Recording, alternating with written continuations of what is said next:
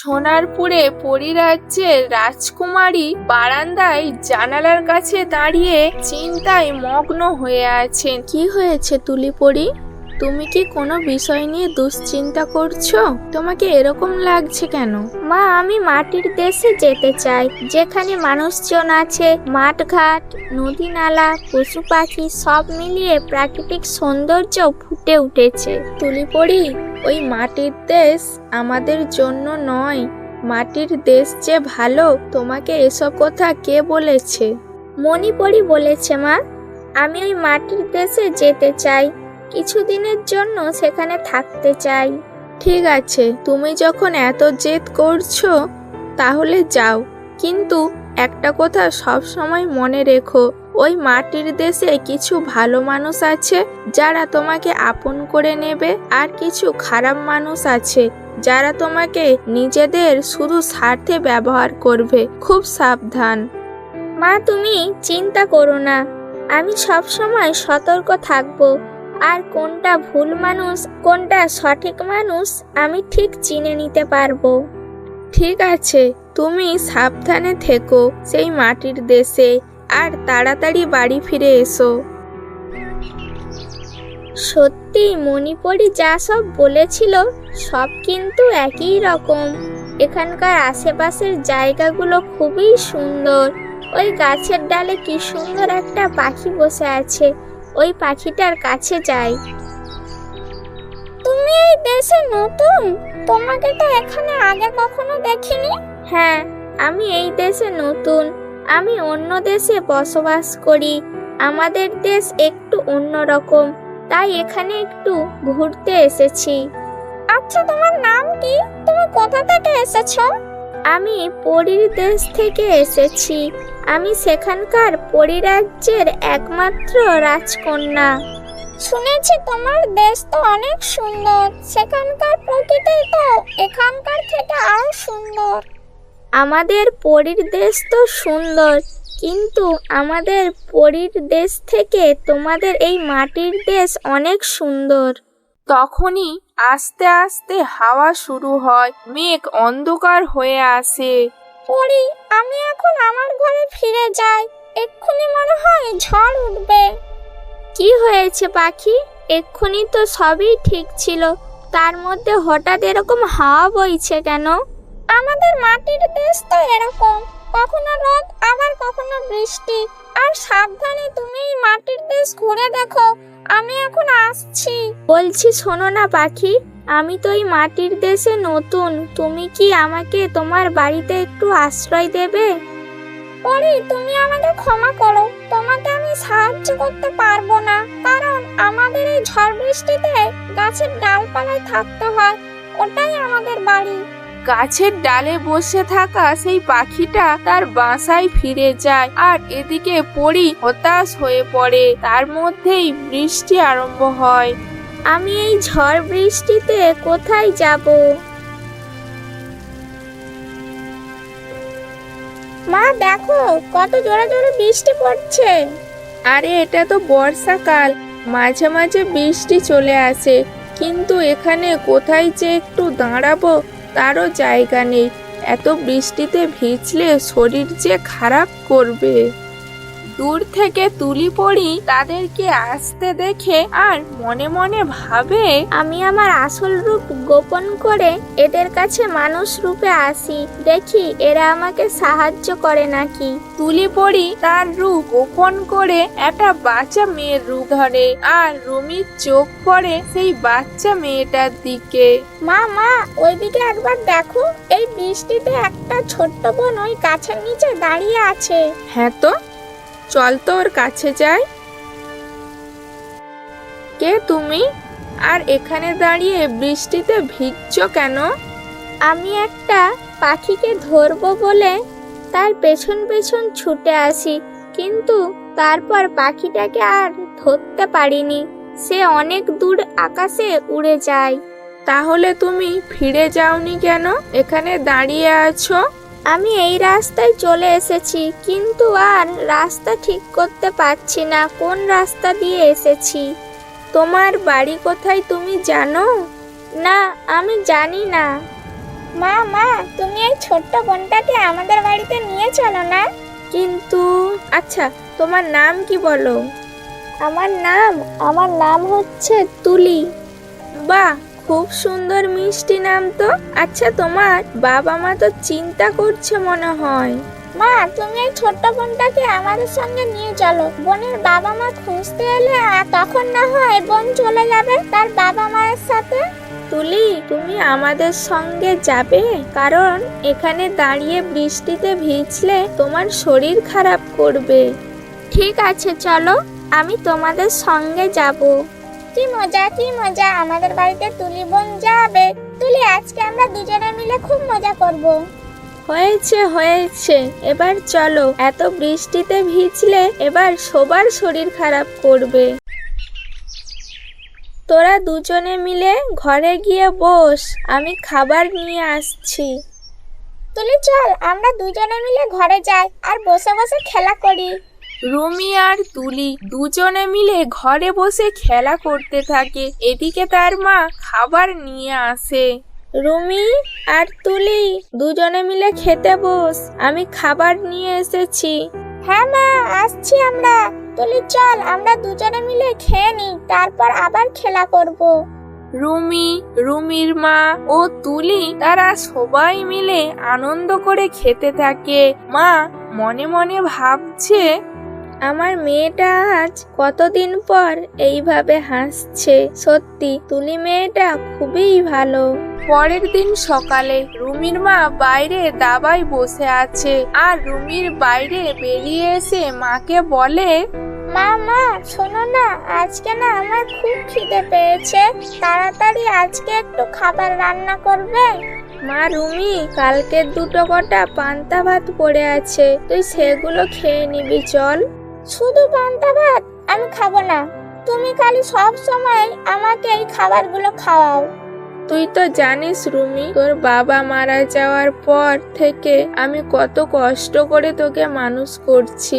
আমাদের যে সব জমি ছিল চাষ করে খাওয়ার মতো, তাও মোড়ল মশাই সব নিয়ে নিয়েছে জোর করে।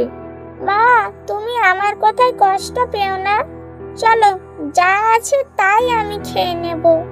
রুমি যখন ভাত খেতে বসবে তখন তুলি ঘুম থেকে উঠে পড়েছে আর সে রুমির কাছে এসে দেখে রুমি খেতে বসেছে। আচ্ছা, তুমি এগুলো কি ভাত খাচ্ছ? জল দেওয়া? তুমি জানো না এটাকে পান্তা ভাত বলে? ও, তোমাদের ঘরে মনে হয় কেউ পান্তা ভাত খায় না, না? হ্যাঁ, আমাদের ঘরেও পান্তা ভাত খায়, কিন্তু দিদি তুমি শুধু ভাত খাচ্ছ আর কিছু খাবে না? হায় তুলিমা, আমাদের এইটুকু পান্তা ভাত এক একদিন আমাদের কপালে জোটে না। কেন জোটে না মাসি? আমরা যে খুব গরিব তুলিমা। রুমির বাবা মারা যাওয়ার পর অনেক কষ্ট করে আমি এই সংসারটা চালাই। কি, রুমি দিদির বাবা নেই, মারা গেছে? মাসি, রুমি দিদির বাবা কি করে মারা গিয়েছিল?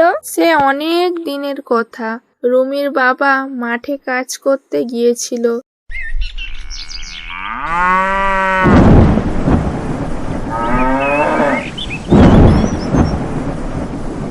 তারপর থেকেই আমাদের আর্থিক অবস্থা এমন। চিন্তা করো না মাসি, আমি চলে এসেছি, এবার আমি সব ঠিক করে দেব। আরে পাগলি, তুই তো একটা ছোট্ট বাচ্চা মেয়ে, তুই আবার কি করবি? কিছুক্ষণ পর তোর মা বাবা তোকে খুঁজতে চলে আসবে, তারপর আমাদেরকে ছেড়ে চলে যাবি। মাসি, তোমরা খুব ভালো। আমি মা বাবার কাছে গিয়ে তোমার আর রুমির কথা বলবো। তুলি, তোর মা বাবা আনতে এলে সত্যি তুই চলে যাবি? দিদি, তুমি মন খারাপ করো না, আমি মাঝে মাঝে তোমার সঙ্গে দেখা করতে আসবো। হয়েছে, চল, দুজনের আর পাকা পাকা কথা বলতে হবে না। আমি বাইরে গিয়ে দেখি কিছু রান্নার জোগাড় করতে পারি নাকি। এদিকে তুলি মনে মনে ভাবলো মাসি তো চলে গেছে, এবার আমি রান্নাঘরে যাই। তুলি রান্নাঘরে গিয়ে দেখে কোনো রান্না করার জন্য বাজার নেই, তাই সে জাদুর সাহায্যে রান্নাঘরে একটা ব্যাগ ভর্তি সবজি বাজার রেখে চলে আসলো। আর এদিকে রুমির মা কিছু রান্না করার জন্য জোগাড় করতে না পেরে হতাশ হয়ে বাড়ি ফিরলো। তখনই রুমির মা বাড়ি ফিরতে রুমি জিজ্ঞাসা করলো, মা কিছু পেলে রান্না করার জন্য? না রে রুমি। ঠিক আছে মা, মন খারাপ করতে হবে না, বাড়িতে যা আছে তাই রান্না করো। ঘরে তো শুধু চাল ছাড়া কিছুই নেই। আমার এমন দুর্ভাগ্য, তোকে যে একটু মাছ কিনে নিয়ে এসে খাওয়াবো তারও উপায় নেই। মা তুমি গিয়ে শুধু ভাতেই রান্না করো, না হলে যে আমার আবার খিদে পেয়ে যাবে। তুমি তো জানো আমার ঘন ঘন খিদে পায়। তুই মাঝে মাঝে এমন কথা বলিস যে আমার মন খারাপ থাকলেও তোর কথা শুনলে আমার মনটা আবার ভালো হয়ে যায়। তোরা দুজনে মিলে খেলা কর, কোথাও যাবি না কিন্তু। আমি রান্নাঘরে গেলাম। রুমির মা রান্নাঘরে গেল আর রান্নাঘরে গিয়ে দেখলো ব্যাগ ভর্তি বাজার করা। তা দেখে সে চমকে উঠলো আর রুমিকে ডাকলো, রুমি, ও রুমি, এদিকে একবার শুনে যা তো। বাড়ির বাইরে রুমি আর তুলি খেলা করছিল। রুমির মা রুমি মা ডাকছে শুনে তুলিকে বলল, তুলি তুই এখানে খেলা কর, আমি একটু আসছি, কোথাও যাবি না কিন্তু। ঠিক আছে দিদি। রুমি, আমাদের বাড়িতে কেউ কি এসেছিল? কই না তো। আর মা তুমি এত মাছ সবজি কোথায় পেলে? আরে আমিও তো জানি না, আমি তো এই ব্যাগ ভর্তি বাজার দেখে তোকে ডেকে পাঠালাম। তুই যদি কিছু জানিস। না না, আমি তো কিছু জানি না, কেউ মনে হয় ম্যাজিক করে এটা আমাদের কাছে পাঠিয়েছে। সত্যি তো, এটা তো একটা ম্যাজিকেরই মতো। মা তুমি তাহলে আজকে ভালো করে রান্না করো, অনেকদিন ভালো মন্দ খাওয়া হয়নি। আচ্ছা বাবা, ভালো করে রান্না করছি, তুই একটু শান্ত হতো আগে। মা আমি তুলিকে গিয়ে বলে আসি। তুলি জানিস তো কে না আমাদের রান্নাঘরে ম্যাজিক করে কত সব সবজি মাছ দিয়ে গেছে। মাকে বলে এসেছি ভালো করে রান্না করে আজকে দুপুরে আমরা খুব মজা করে খাবো। সৃষ্টিকর্তা কাউকে বেশি দিন দুঃখ দেন না, ঠিক একদিন না একদিন তোমাদের ওপর মুখ তুলে চাইবে। রুমি, তুলি, তোরা কোথায় গেলি? তাড়াতাড়ি চলে আয়, আমার রান্না হয়ে গেছে। তোরা খেতে বস, আমি তোদের খেতে দেবো। মা খাবারের কি সুন্দর গন্ধ বেরিয়েছে। অনেক বেলা হয়েছে, এবার খেতে বস। হ্যাঁ মাসি, খেতে বসছি। রুমি, তুলি ও রুমির মা সবাই মিলে দুপুরের খাওয়া শেষ করতে করতে তুলি ঘরের সামনে খেলা করছিল। এমন সময় একটা পাখি দূর থেকে উড়ে আসে আর রুমির গায়ের কাছে এসে বসে। কি রে ময়না, তুই কোথায় চলে গিয়েছিলি? তোর জন্য আমি প্রত্যেকদিন বসে থাকতাম অপেক্ষা করে। রুমি আসলে আমি উঠতে উঠতে দেখি এক জায়গায় কত খাবার পড়ে আছে, আমি তা দেখে সেখানে খেতে বসেছিলাম, কিন্তু সেটা ছিল একটা ফাঁক, তা আমি বুঝতে পারিনি, তাই সেখানে আটকে পড়েছিলাম। আজকে সুযোগ পেতেই সেখান থেকে পালিয়ে এসেছি। তা ভালোই করেছিস, আজকের পর থেকে আমাকে ছেড়ে আর কোথাও যাবি না, সব সময় আমার কাছে থাকবি। পরি তুমি এখানে কি করছো? তোমার আমাদের দেশ কেমন লাগলো? ঘুরে দেখেছো সবটা? পরি? কে পরি? আরে ও তো তুলি, পরি হতে যাবে কেন? তখনই তুলি তার আসল পরী রূপে ফিরে আসে। এ কি, তুমি সত্যি পরি, মানুষ নও? তুমি ঠিকই বলেছো, আমি একজন পরি। তাহলে তুমি অন্য রূপে আমাদের বাড়িতে আছো কেন? আমি এই মাটির দেশে এসেছিলাম, এখানকার পরিবেশ অনেক সুন্দর তাই জন্য, কিন্তু আমার মা মায়াপরি বলেছিল এই মাটির দেশে কিছু খারাপ মানুষ আবার কিছু ভালো মানুষ আছে, তাই জন্য আমি মিথ্যা কথা বলে তোমাদের সাথে ছিলাম। এমন সময় রুমির মা ঘর থেকে বেরিয়ে এসে দেখে অবাক হয়ে যায়। এ কি তুলি, তুমি পরী হয়ে গেলে কি করে? মা তুই তুলি সত্যি আসলে পড়ি। ও আমাদের মাটির দেশে ঘুরতে এসেছিল, কিন্তু কোনটা ঠিক মানুষ কোনটা ভুল মানুষ ও বুঝতে পারছিল না, তাই জন্য ও অন্য রূপ নিয়েছিল। ও, তাহলে তুমি সব ম্যাজিক করে ওই সব বাজার এনেছিলে, তাই তো? আমি এসব করেছিলাম। তোমরা সত্যি মানুষ হিসেবে খুব ভালো, আর তোমাদের ব্যবহারে আমি মুগ্ধ হয়েছি। সেই জন্য তোমাদেরকে আমি একটা কিছু উপহার দিতে চাই। কি উপহার দিতে চাও তুলি পড়ি? আমার এই জাদুর লাঠিটা। তোমাদের যখন যা দরকার পড়বে তোমরা এই জাদু লাঠিটার সাহায্যে তা আনতে পারবে। না তুলি পড়ি, তোমার ওই জাদুর লাঠিটা আমরা নিতে পারবো না, তবে আমাদের একটা ইচ্ছা তোমাকে রাখতে হবে। ঠিক আছে, বলো তাহলে তোমাদের কি ইচ্ছা? তুলি পড়ি, তুমি মাঝে মাঝে এসে আমাদের সঙ্গে দেখা করে যাবে। রুমি তোমার সঙ্গে খেলা করলে বেশ হাসি খুশি থাকে, তাই জন্য তুমি মাঝে মাঝে আসবে আমাদের সঙ্গে দেখা করতে। তবে তাই হবে। বেশ মাসি, আমি এখন আসছি। আমি মাঝে মাঝে এসে তোমাদের সঙ্গে দেখা করে যাব।